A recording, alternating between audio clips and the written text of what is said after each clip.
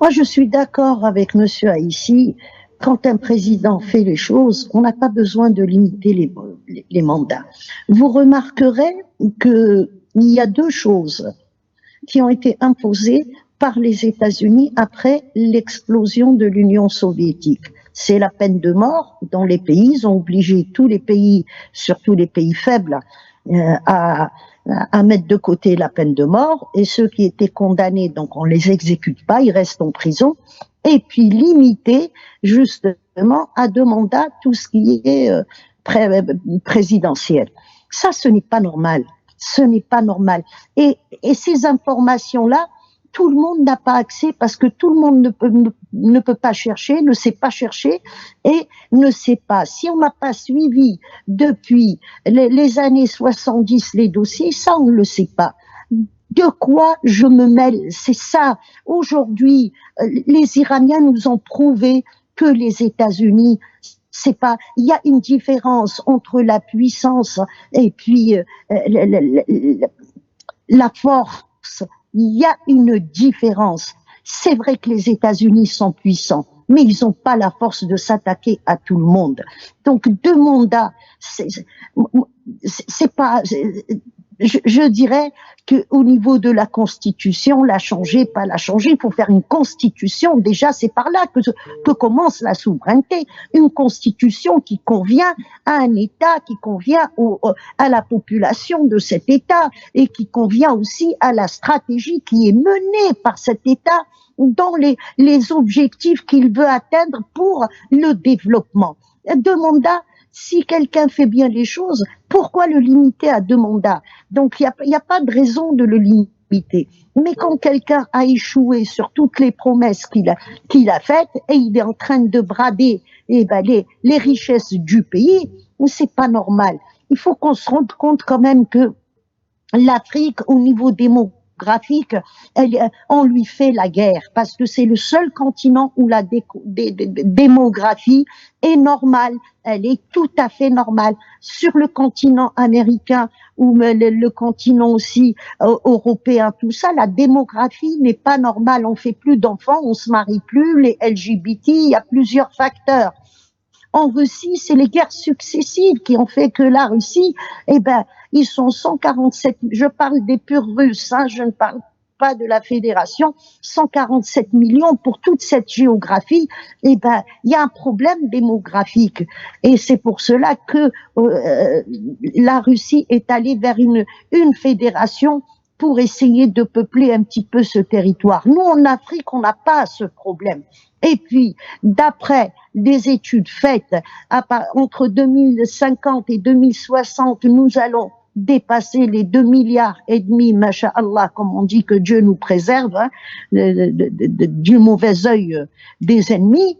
Et cette démographie, il faut prévoir, gouverner, c'est prévoir, créer des emplois, faire des transformations de la matière première sur place, ouvrir des écoles, s'intéresser à la médecine. C'est pas ramener un investisseur qui n'est pas là et puis on lui achemine jusqu'à sa porte la matière première. La Belgique, elle vit, quand on prend la ville d'Anvers, c'est une ville où les diamants sont rois, ça vient d'où?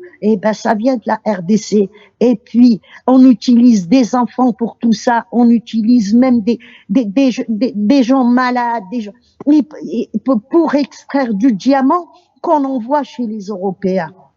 Pourquoi? On ne peut pas faire des choses, on ne peut pas former des bijoutiers et des diamantaires en Afrique. Il y a un savoir-faire qui est là par l'Afrique du Sud. Il y a tout un savoir-faire au niveau de l'or, au niveau des diamants, au niveau. On travaille entre Africains déjà et on se développe entre Africains. Mais celui qui va chercher ailleurs un soi-disant investisseur, mais qui est pilleur et voleur, moi ça, il change la Constitution, il va la changer, bien sûr qu'il va la changer. Et il aura la bénédiction de Monsieur Trump. Et il aura la bénédiction aussi des Occidentaux, de l'État profond américain et des Occidentaux. Il arrivera à ses fins. Il est là, il n'est pas là pour travailler pour le peuple congolais. Les Congolais sont on voit l'État du Congo, ils ont régressé depuis l'indépendance. C'est pas qu'ils n'ont pas avancé, mais ça, c'est un appel au peuple congolais.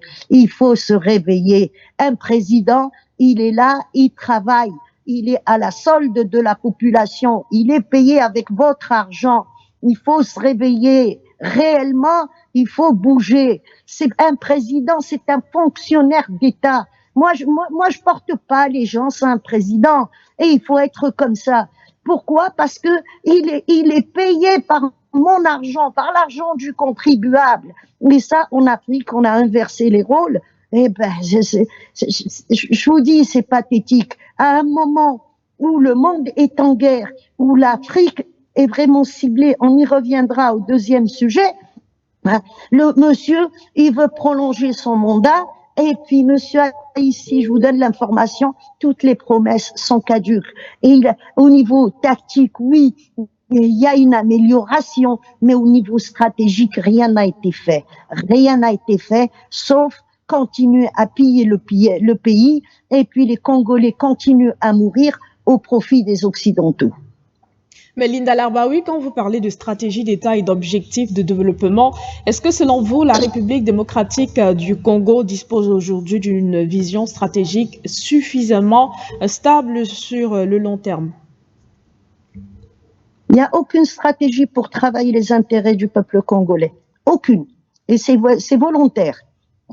Réellement, c'est volontaire. Parce que quand on veut changer les choses, on y arrive. Écoutez, c'est dommage, je trouve rien en français.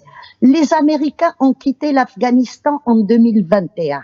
Vous savez, chaque année, il y a 20 000 cars. 20 000 cars, ils ont monté une usine, ils fabriquent des cars, ils fabriquent des tracteurs, ils fabriquent. Mais la transformation dans laquelle est l'Afghanistan, c'est hallucinant. Zéro crédit. Zéro crédit.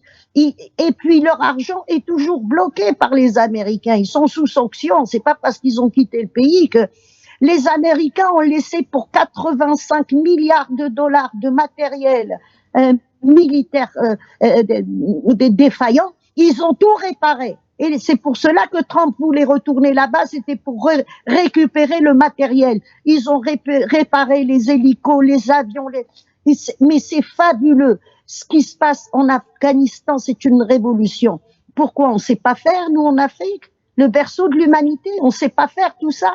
On n'a pas une sacrée diaspora des gens qui travaillent à la Silicon Valley, qui sont dans les centres de recherche, les centres de développement partout dans le monde et qui sont prêts à rentrer pour travailler les intérêts des pays si on leur donne la chance. Mais on ne leur donne pas cette chance. On fait tout pour qu'ils ne reviennent pas.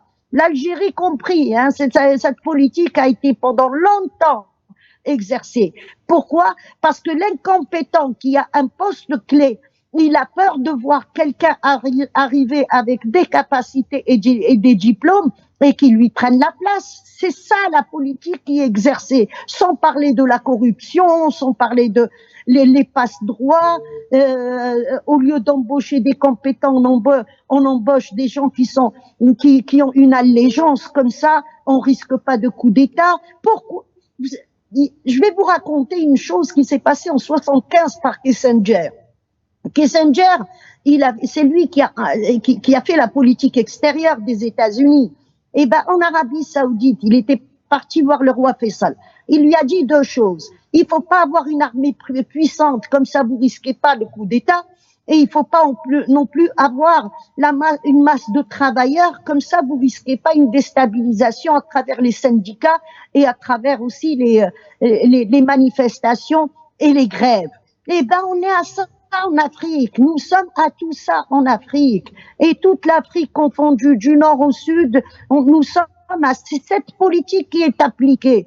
S'il avait voulu, ce monsieur, avoir une véritable armée, une vraie armée puissante, mais c'était le moment, quand il a été élu, la première fois, c'était le moment d'aller vers ça. Non, il l'a pas fait. Il a préféré courir, je vous dis, à Tel Aviv et courir aux États-Unis à l'IPAC pour essayer de trouver un arrangement et puis continuer à rester et leur céder les marchés. Nous sommes dans une politique que Kissinger nous a instaurée. 2 mandats, pas plus. Et puis ça nous concerne pas normalement, nous les Africains, c'est ethnique et tribal. Donc ça, leur démocratie qui se la garde. Et puis vous avez ne pas avoir une armée solide, avoir une armée juste. Si la population bouge, eh ben il faut pouvoir la mater. C'est ça l'armée, c'est ça les armées qui nous ont fait après les indépendances. Et puis ne pas avoir une masse de salariés, et puis laisser les gens sans contrat, sans rien, sans couverture sociale, mais pourquoi? Parce que s'ils se mettent en grève, eh ben ils vont pas détruire l'économie, pas l'économie de l'État, concernée, l'économie des Occidentaux. Cette politique, il faut qu'elle cesse. Et quand il y a un président qui est élu, s'il n'est pas élu par le biais des Occidentaux et le trafic, ça aussi, nous avons été habitués. Et le jour où il y a un président qui a été élu sans le trafic, eh ben, Monsieur Sarkozy a envoyé une équipe pour le déloger. Donc, sincèrement, je crois que ce qui est en train de se passer dans le monde, et ça va bousculer un petit peu l'Afrique, et ce monsieur en 2028, je ne sais pas s'il sera encore là, mais il y a des choses qui se font quand même au niveau africain, et ce qui est en train de se préparer justement en mer Rouge va devoir bousculer l'Afrique, mais dans le bon sens, et ça fait des années que je dis l'Afrique de l'Est, elle est ciblée, et puis on va voir des déstabilisations, on va voir des guerres. Bien avant la guerre du Soudan. Je l'avais même prédit un mois à l'avance. Merci, madame.